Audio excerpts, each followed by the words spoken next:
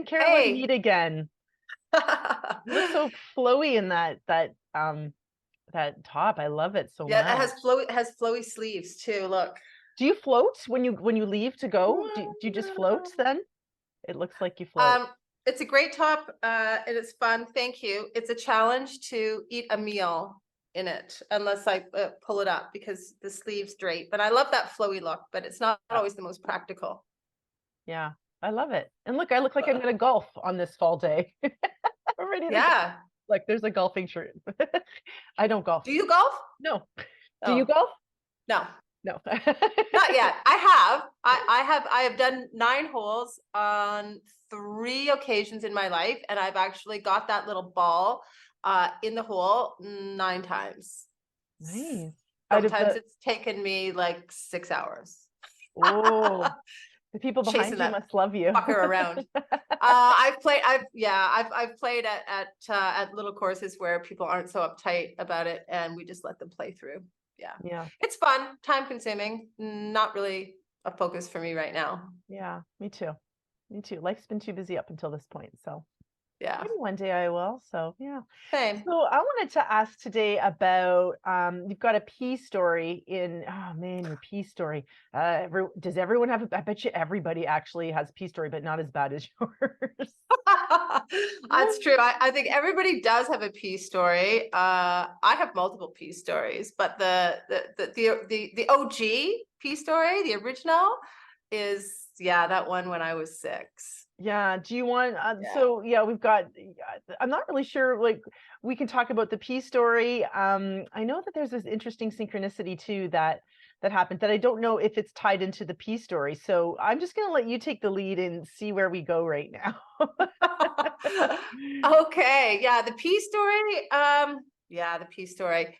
It's about a 10-minute story. I'm not going to read the story now, but that could be another thing. Basically, I was just scared. I was not scared. I was terrified. As a child. As a child, I was terrified of the same fate that happened to my aunt happening to me. I was terrified of getting snatched.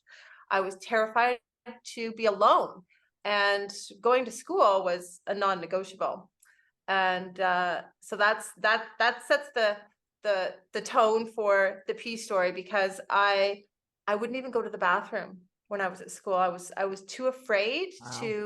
to be alone in the bathroom, and I was too ashamed to ask the teacher if a friend could go with me, right? So I would hold it, and as you can imagine, one day the holding it didn't hold. Like all day, that's like 8 hours from the time you walk Yeah, to school, you have a full day at school, and then you walk home. That's at least 8 hours. yeah, because I stayed at lunch for school. Yeah, I know. Wow. I know. Can you say, bladder problems?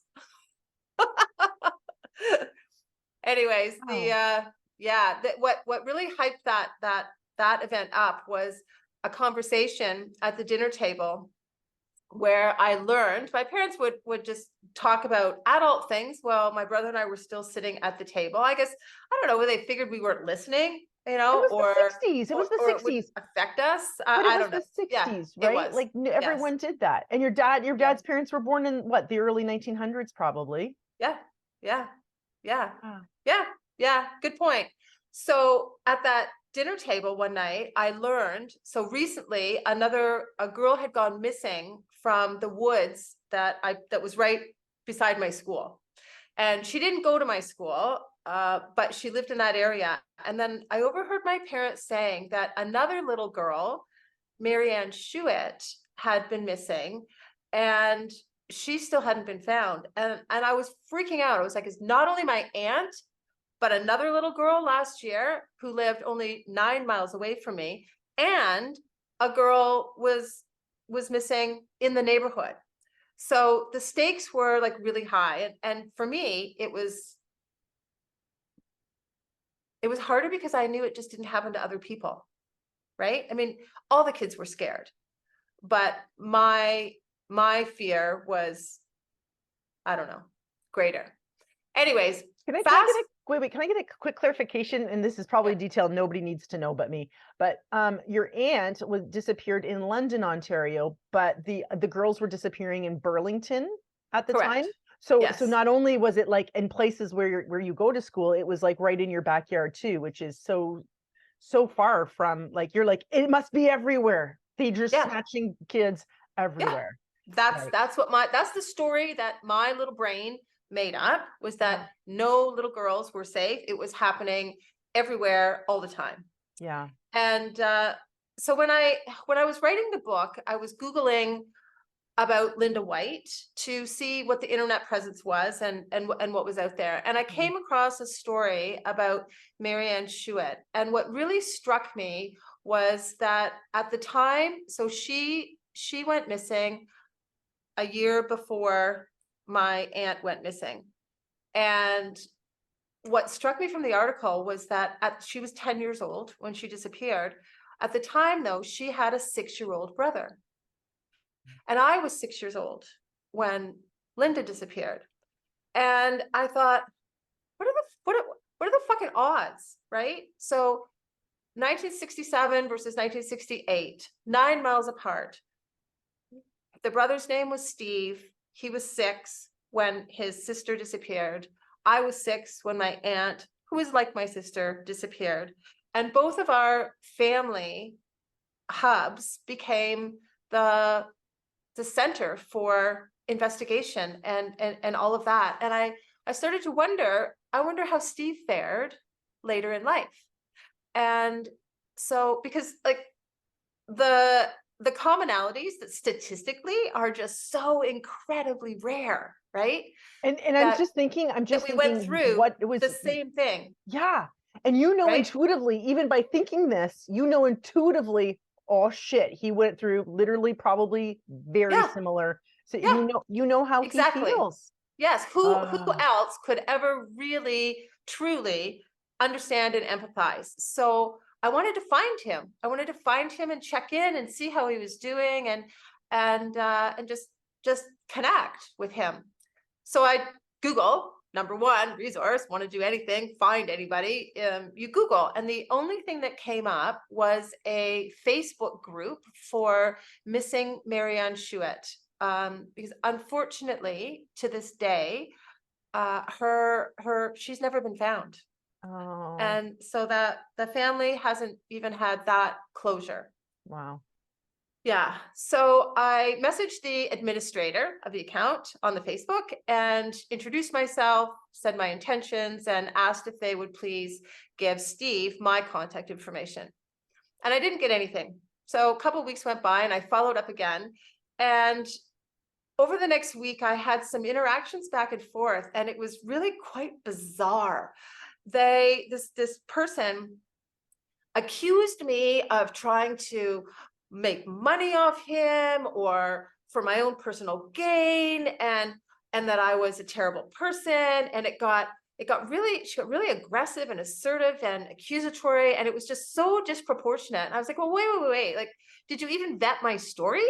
You know, this is who I am, and this is why I want to connect. And it was bizarre. She just was slamming the door in my face time after time again, and really nasty. And I was like, whoa, okay, fine. This is not meant to be. And I just dropped it. And I had no other leads to find him. There was nothing, not on LinkedIn, not him, a personal account for anything. Wow. And so I left it.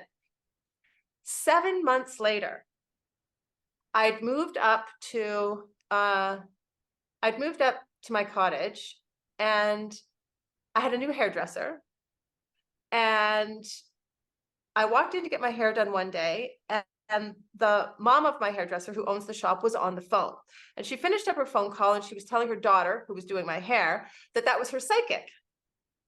And so I got chatting with her, and I said, oh, I'm always in the market for a new psychic. Is she good? And she said, oh yeah, she's fantastic. So she gave me her number. I scheduled a call, and it was over the phone. I believe this woman lived in Guelph, Ontario, so a couple hours away. And she's a medium. So whenever I connect with somebody new, I don't give them anything. I'm like, show me what you got, right? I want to know and be reassured that you're legit. Yeah. Yeah. So Yeah. we have Totally. this reading and she's legit. She tells me things, she knows things that there are like specific things that there is no possible way she would ever know if she weren't a medium. And then we have 5 minutes left in the session and she says to me, are there any other spirits that you would like to ask if they're here? And I said, yes. Would you please see if Lynda is there?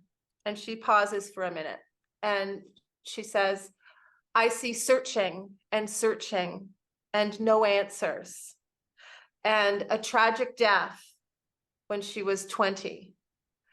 And I'm like, okay, whoa. Yeah. I said, I mean, she actually was 19, but she was in her 20th year, right?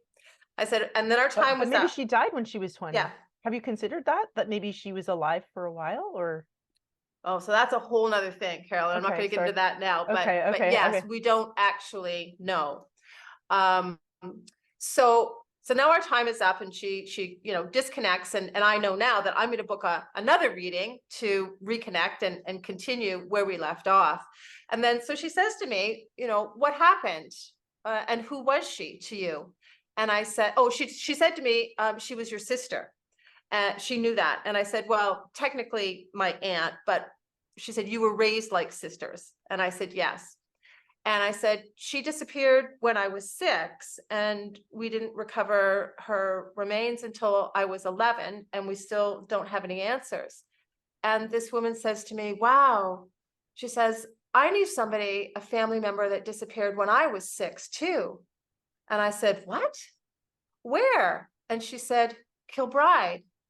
And I said, that family member was Marianne Schuett. And she said, yes, she was my cousin. The psychic I said, cousin? she was Marianne Schuett's cousin. And I said, that means that Steve Schuett, Steve, is also your cousin.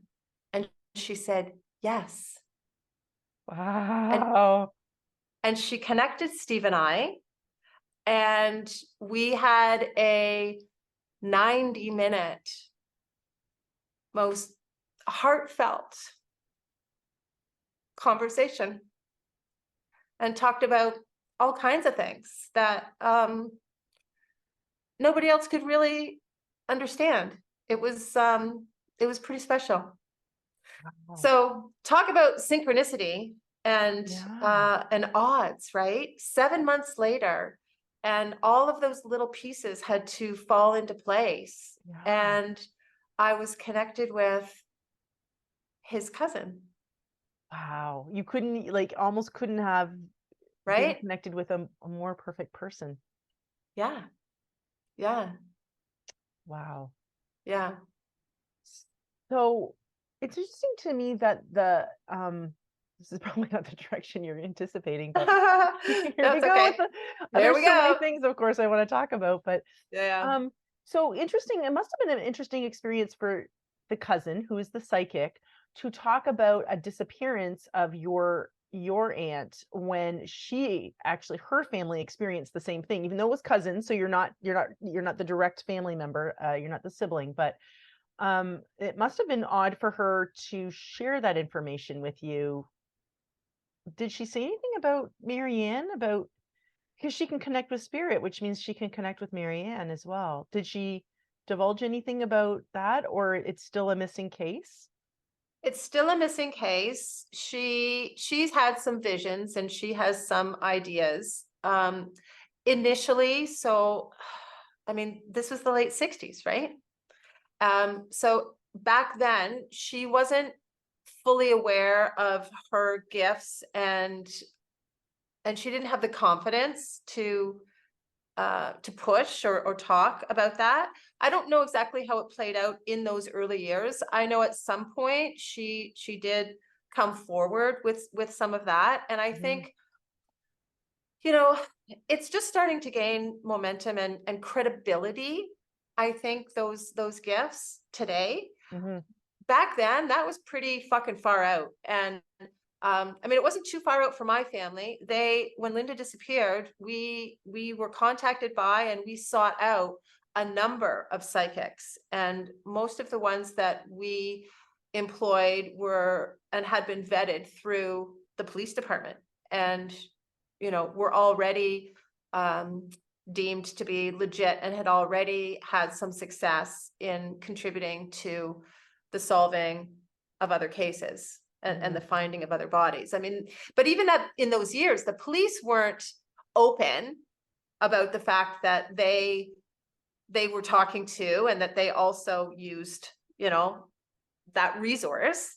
The general public wasn't ready for that then. Yeah.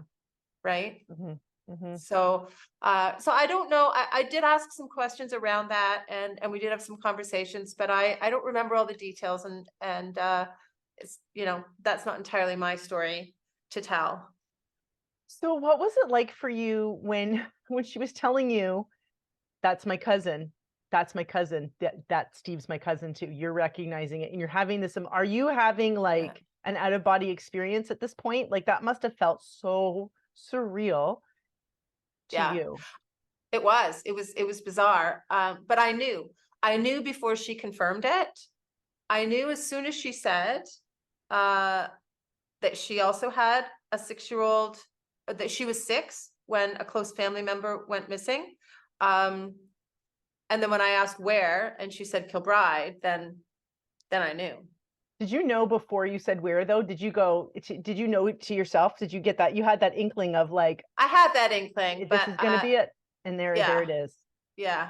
It still was a bomb, It was just like a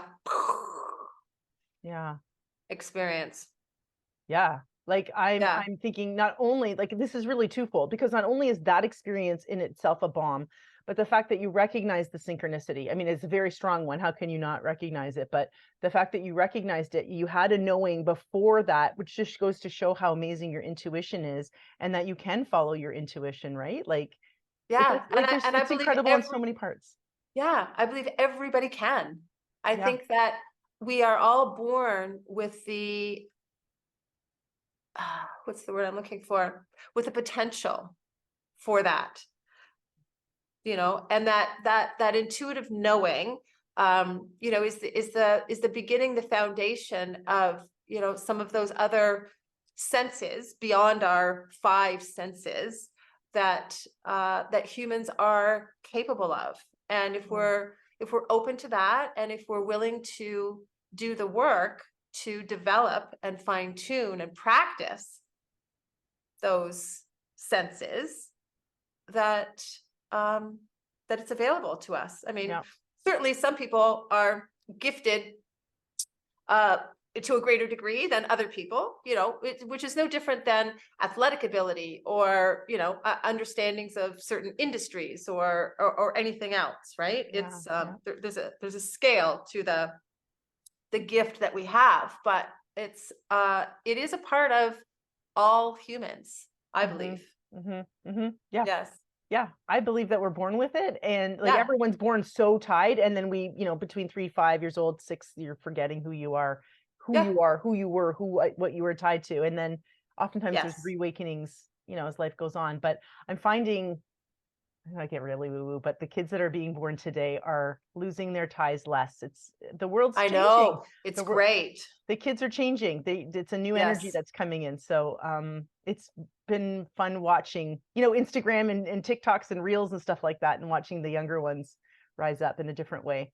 But it is what it is. So what was it like? What was it like to connect with Steve? Like, did you have tears? Was it emotional? Was there a lot of, yes, me too, me too, me too. Oh, yes, me too. Yes. Yeah. We talked about so many things. And one of the things that really struck home for me was the boxes. So I said to him, I said, I am now the keeper of the Lynda boxes. And he didn't have to ask. He said, I am the keeper of the Marianne box. And Marianne just has one box. Lynda's boxes are multiple, but most people would say, well, what's that? What's in that? And we just knew, I'm actually getting teary-eyed because I don't know. Okay. And So that's emotional to me because you yeah, guys know, and I know you know, and I don't know, and it's like, fuck, you yeah. experience that too, whatever that is. Yeah, Like, so give me, the boxes are all the things. It's everything that's left of their time here on Earth. And he shared with me that, you know, in the Marianne box is a hairbrush and a doll and you know, some articles and and other things. And the Lynda boxes for me played a huge role in my life. And again, it's one of my memories where I was older by then. I was 9 years old, and we just moved into my grandparents' house. And a random piece of evidence was discovered, and so Lynda's case was headlines in the newspaper once again. And it became my part-time job to sit on the front porch after school every day to cut out all the articles from the newspaper before the papers could go back inside the house. And those cutout articles got placed in the Lynda box. did anyone ever And read them? Or were they just there to save or to prevent your mom from seeing them? to prevent my grandparents from seeing them, my mom would go in the box, and she would, you know, she would occasionally look at some of the articles.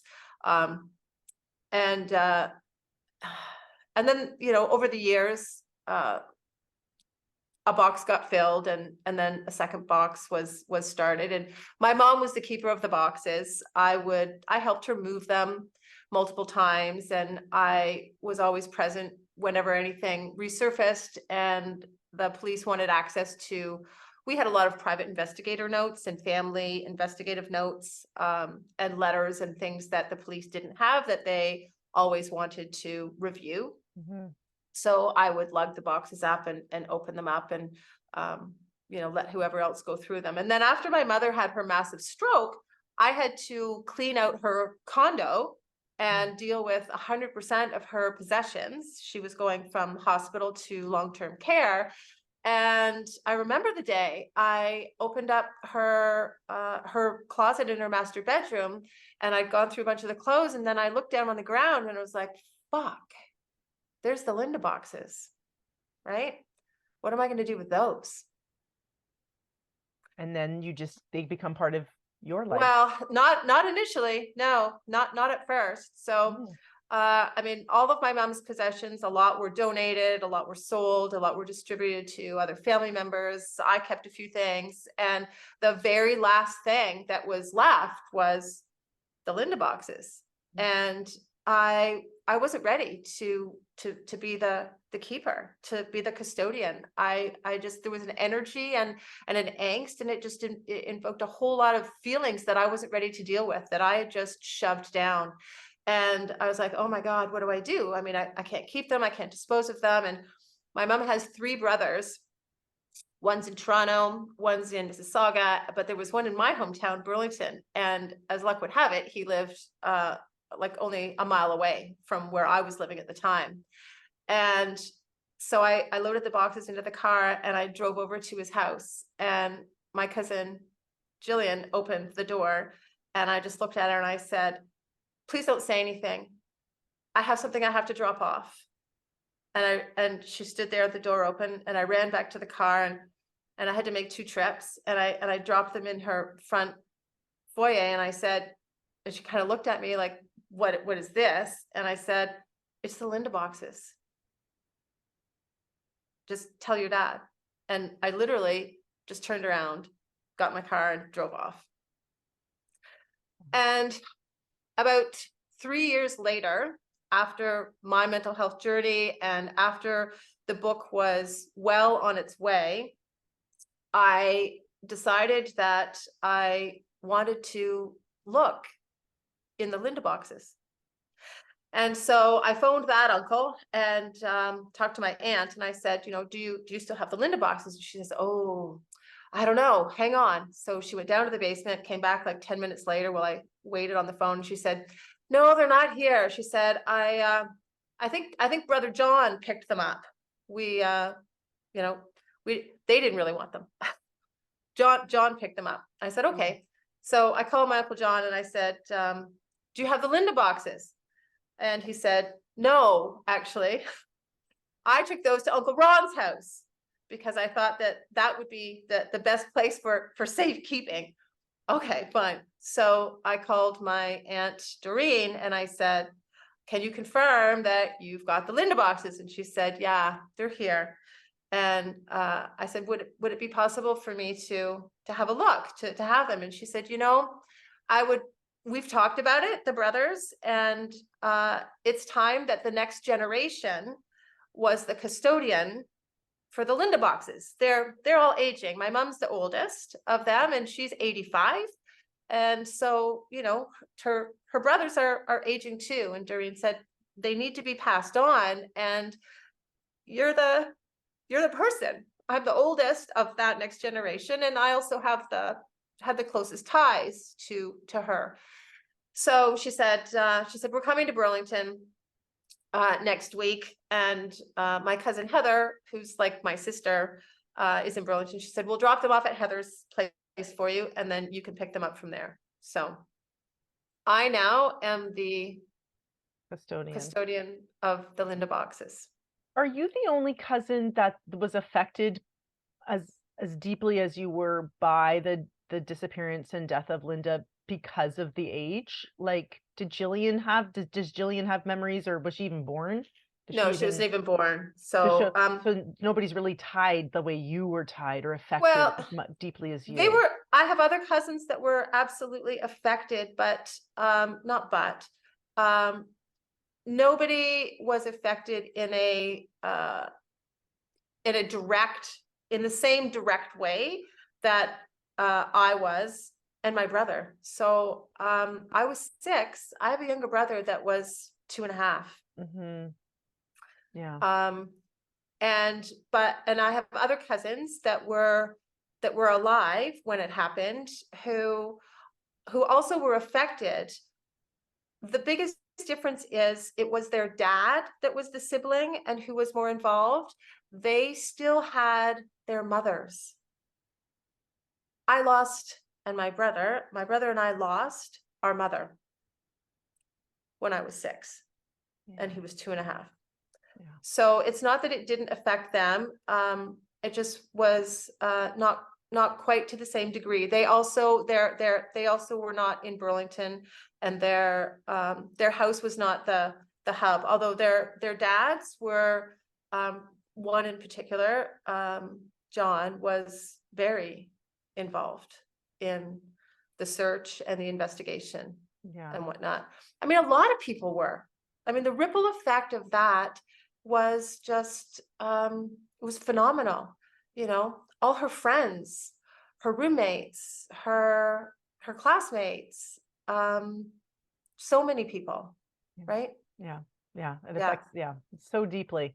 Yeah. And a lot of love and heart went into, the whole process, even the police that were involved, right? I'm sure yes. I'm sure they saw the kids, and the fact that you said that you were asked to cut the newspapers, like as the kid, to prevent your grandparents a little bit from seeing it, like that's pretty deep. Yeah. It's the reason why I don't ever watch the news or read a newspaper. Yeah. I don't. Wow. And all my close friends and family know it. Like, I'm not kidding. Seriously, if there was something massive happening in the world, I would need someone to tell me, because I'm not aware. Yeah. And I listen, I have since COVID, I have not watched the news. I don't watch the news anymore actually either. So I do have to ask questions once in a while. I have the general idea of things that are going on. And then when I ask a deeper question, I'm like, oh, okay, well, that's enough. And some people think that that's, willful blindness or whatever, but I actually am quite energetically sensitive, and I know that there's a lot of abundance in the world, and the news isn't showing that. I'll watch a good news channel. Let's watch the good news channel, because there's a lot more good going on than not good. So I'm with you with that. Yeah. I think John Krasinski did a good news channel during YouTube. Maybe, I don't know if he still has it, but we would be willing to have him on as a guest. He's from The Office. Do you know who John Krasinski is? Do you know, like, Jim from The Office. Jim from The Okay. Office. Jim One from of The my favorite Office. characters. Jim from The Office. Anyway, okay. Well, this is quite a heavy conversation. Now you're gonna freaking die laughing at the first rapid question, which is, Okay. how do you like your pizza? I love pizza. What do you like on it? Like, what are your toppings? Okay, so let's start with the base. I actually prefer barbecue sauce as the base instead of tomato sauce. Oh, It's a little bit sweet, and I like that mix with the savory. I'm open to a variety of combinations and connotations as long as they've got lots of cheese. I like the cheese. you like the cheese. Are you Yeah. pepperoni? Are you a meat person? Do you like the meats? Yeah, I do like the meats. I don't like spice, so not the spicy meats, but I like the veggies. I like chicken, I like broccoli, sun-dried tomatoes, arugula, mushrooms, white sauce too. I like. What about olives? Olives is a Yeah, olives in the right combo, sure. And would you ever do pineapple? Oh yeah, I Really? do. Yeah, I know. People are either they're a hard yes or an absolute no. I'm in the hard yes camp. I do like pineapple. Oh, I love Hawaiian that. pizza. Okay. Yep. Okay. Well, please don't order it with me, but I'd be down for trying other things too. Yeah. Get it on half the pizza. Look at that. The pizza people will just do whatever we want. Yep. The next question is, what is one item that's on your bucket list? I'm gonna go get something to show you. Okay. Bear with me. Okay. Do do do do do do do do. Am I even allowed to do that song? I don't know. Do do do. I do have a bucket list, but most of my bucket lists are travel places that I would like to go and see, and things that I would like to do. But mainly, I have a bucket list, but my bucket list is a mile long.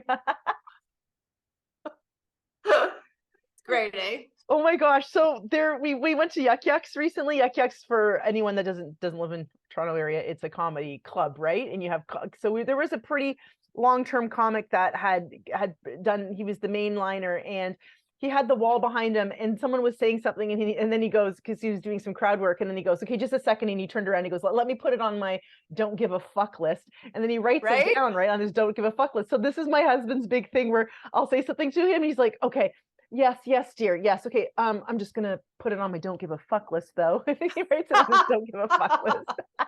I love it, and I love that so much. And I think that the bucket list is every bit as important as the bucket list. You know, it's great to focus on things that we want to do or become or learn or whatever. I think it's equally as important to let go and to not dwell and stress and fucking worry about stuff that is just like, fuck it.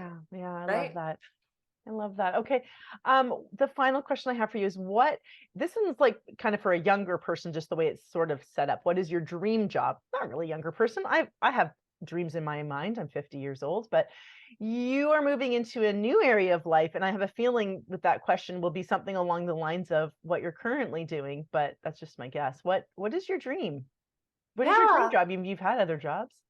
I've had lots of other jobs. And my dream job now is to teach people to love themselves without limits or conditions, to spread the love in the world, and to be a mental health advocate.